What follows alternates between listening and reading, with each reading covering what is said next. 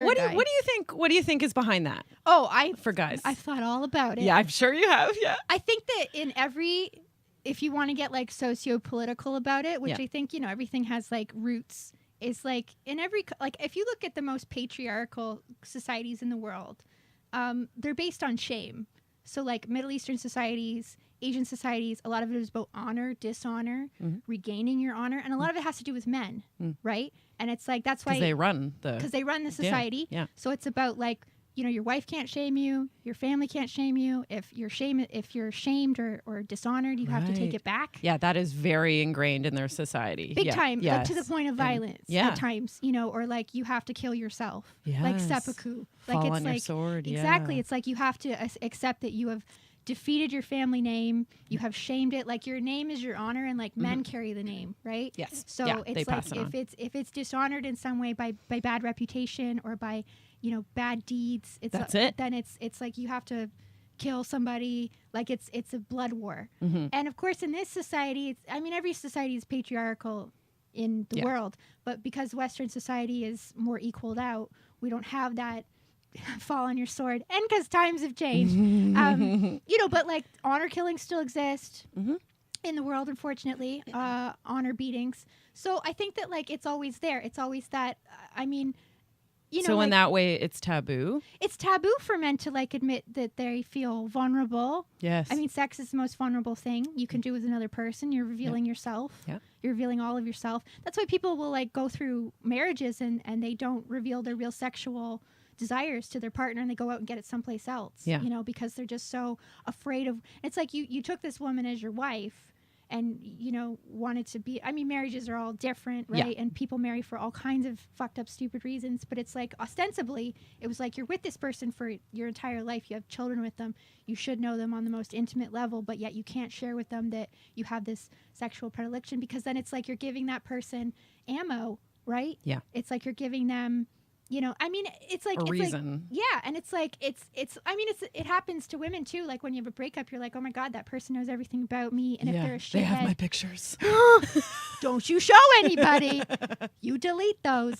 They never do. Do you think your phone sex business and like this industry is run on shame? Yeah, like does it depend on that? You think? Totally. Because they can't talk to people they know about it. They can't talk to people they know, and when you hold in something for so long, it just grows. Yeah, it just grows until it bursts out of you. It's an obsession. If you just like deal with it, if you just like people who go to dungeons and like get the shit beat out of them and get pegged and like do all this nasty, crazy shit. They are valuable members of society. They are. They can do. They are. They get it out of their system and then they go on. And they go about their day. They literally do. Because I worked in dungeons before, and it's like they go in, they get humiliated like you wouldn't believe. They get peed on. Yeah. And then they are like, all right, see you next shower. week. Yeah. Yeah. And they're like, I'm a firefighter. I'm a cop. It's like they get their whatever. And and men do a lot of jobs. Like I talk to a lot of guys who are like firefighters, cops, doctors. Like it's not just the scum of the earth that call phone sex lines. It's like it's just people who need connection. It's them too, but it's also they're a big part of it. Yeah. I love them just as much. But it's like it's people who like do very intense jobs and are just expected to take it. Like they're just expected to put up with the shit.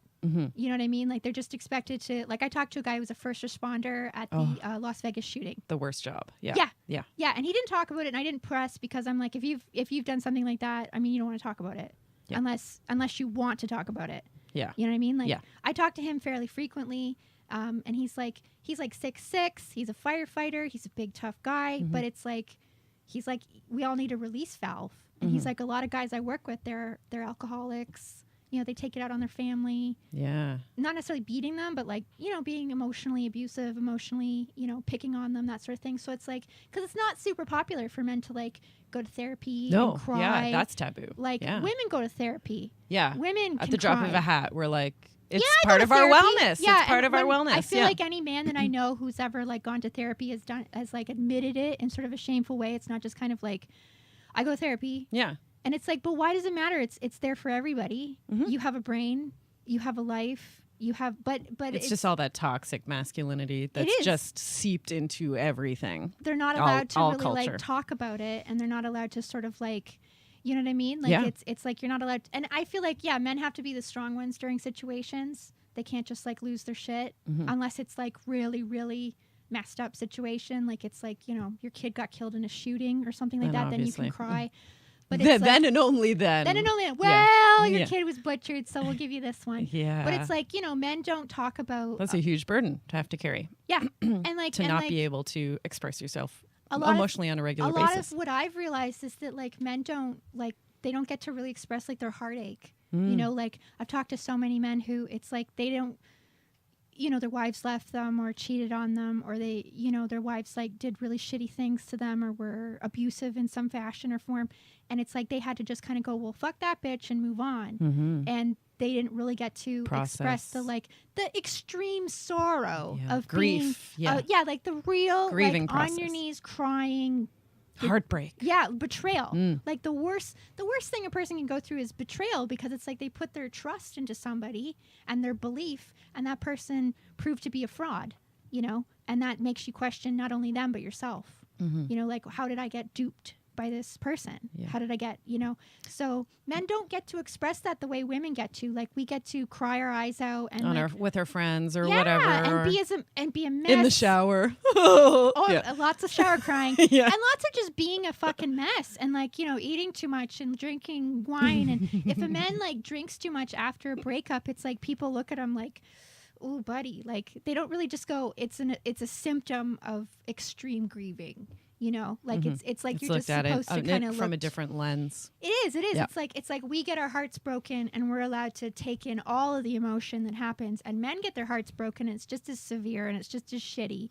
And women can be very vicious and very nasty in relationships. Sure. You know, and they can hurt everyone men. can. Yeah. We can like, all be hurt deeply, deeply. Yeah. And you know, and it's like, you know, divorce hurts both parties. It's not, you know, but men are just expected to kind of go, I'm bummed. And move sort of like sit and like maybe listen to some Johnny Cash for like a little while, but like they're not allowed to just lose their minds with grief and sadness. So it's like that, just where does that go? Where does that get stuffed down to? And that's humiliating. Like for men, when women leave them, they're humiliated. Yes, right. That taps into that shame thing again. And if they're left by a woman who then, you know, gets pregnant by another man, doubly so. Yeah. It's horrifying. That said, you like, so these guys tell you a lot about their lives. Yeah, they tell me all about their lives. Yeah. And are you just you? I mean, a different name you're using, obviously. Yeah, I mean, the way I look at it, it's kind of a complicated situation between myself and the characters. I'm always a character. I never give my real name. I never give the city that I live in. I always say I'm in Montreal. I never give my real age, because I'm always like 22 or something like that, because they're always like, ooh. Yeah. Even though I'm a student. I'm always a student. I'm learning. Stripping my way through school. You know, something stupid like that. I'm sometimes I'll MILF it, because people love MILFs. Because they ask for it. People love them some MILFs. And sometimes they're relieved, because I think that every like girl that they talk to pretends to be younger. And there's sometimes like, I would prefer to talk to somebody a woman who like has a life and a job and like, you know, has like experience behind her. So I mean, when you're talking to me, you're talking to a lot of me, like my preferences of movies or books or thoughts and ideas on things, you know. But when I tell my story, like my backstory, it's completely made up. Like it's there's parts of me woven in just for authenticity, and because I can't just lie. Right. When you haven't had the experience of whatever so, like, it is you're lying about. There, but like my family life is always radically different from my real family life. Like I'll always have siblings. I'm an only child, actually.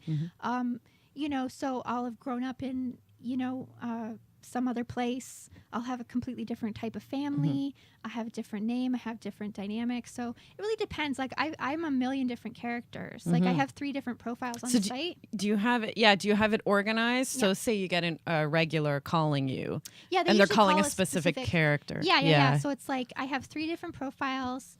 I have Carmen, Venus. Who's Carmen? Carmen's the dominatrix. Nice. So when I get a Carmen call, I'm just immediately like a bitch. Yeah. But which is great, because it's actually like it's a feminization line, so it's all guys who want to dress up like women, but they don't have like gender issues. They want to look like big man dressed as like a slutty woman. Like they love the humiliation. They want to wear like tutus and they have like beards with sparkles in them. Yeah. And like they want to be just like outright, just completely humiliated. Mm-hmm. Like it has nothing to do with like drag or like drag queens. No, there's no style. This is forced feminization. Yeah, and they want to be like treated as like disgusting as possible. Like they want to be just like reamed in every way, and like. People will call me from glory holes, and sometimes I'll have to pep talk people to go into glory holes. Like they're like, I'm outside the glory hole and I want to go in, and he's like, but I'm scared. And then I'm always like, listen, think about the rest of your life. Do you really want to look back and not have done this? And said and don't you want to look back at yourself and go, I was not a coward ever. Like I always took the fucking initiative and I just went for it. I'm not scared of nothing. I'm like, what kind of person do you want to be? Don't you have principles? Like, don't you want to have an honorable life? Have you ever done anything honorable in your life? And then they're like, all right, I'm going. They just need that Carmen pep talk, you know? They do. And then there's Venus. Okay, who's Venus? Venus is just, she is she's a stripper. She's a student stripper who, you know, they're all nymphos. They're all like, I just love it. And then when you actually talk to me, you might get like a real conversation. Or sometimes you just get guys calling you like, are you a dirty bitch? And I'm like, oh, I sure am. I guess. Yep. When's the last time you got laid? I'm like, an hour ago. Like, you know, like just total horseshit. Total horseshit. And then when people, and I always say Venus is my real name. My parents are botanists and they met at a Venus flytrap farm in South Carolina.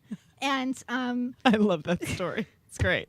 And people are always like, really? And I'm like, yeah, I have a sister named Willow. Like the tree.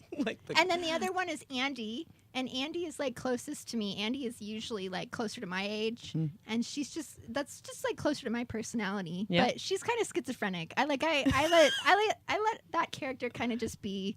Someone wrote a review on my page, and I guess we had a bad conversation because he wrote a fucking nightmare. That's all he wrote, which I was a little proud of. That's the only bad review she's ever gotten, and just a fucking nightmare, 1 star. And I was like, I forget who that guy was, but I probably could he not give you 0 stars? He had to give 1. Yeah, I think that. Or did he volunteer to give 1? He volunteered because you don't have to like. He could have given 0 stars. He could, maybe. I don't really know. Who knows? I usually get pretty good reviews. Maybe he liked the nightmare a little bit. Like 1 star's worth. You never know. I mean, if we didn't work out, it's for a good reason. You know, it wasn't meant to be. I'm gonna guess. I bet that guy was probably like into kids or something like that. And I probably told and you're him probably off. Like, no, yeah. And then he's like, "You're fucking bitch," and I'm like, "You're like, good night. All right. What else do you want from me?" Yeah, it's like, go ahead, try to call me any name in the book. Go writer. You know I what? think we know which one of us is the worst of the two. Yeah, okay? I'm fine. Yeah. Go ahead, throw your ninja stars all you want.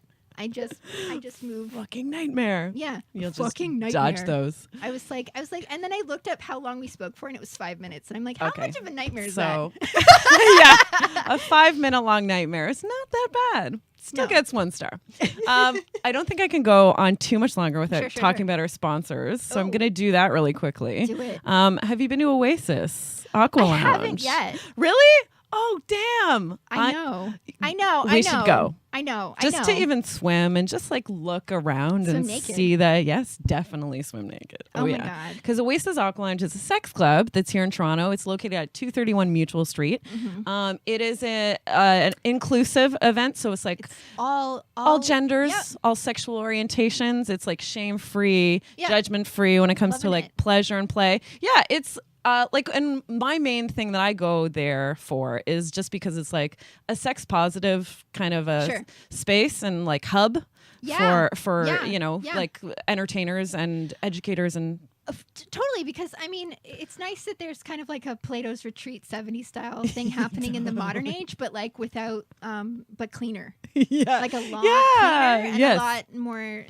inclusive and spruced up, not quite as like seedy. Yeah, and it's not. It's a lovely space. Seedy. I've been told it's like gorgeous. It is, and it's in this mansion and it has like so many different themed kind of spaces. There's like a shaggin' wagon, a 60s shaggin' wagon. I've heard of this. Where it's the back of like a VW bus. But I mean, they have normal stuff too. Yeah.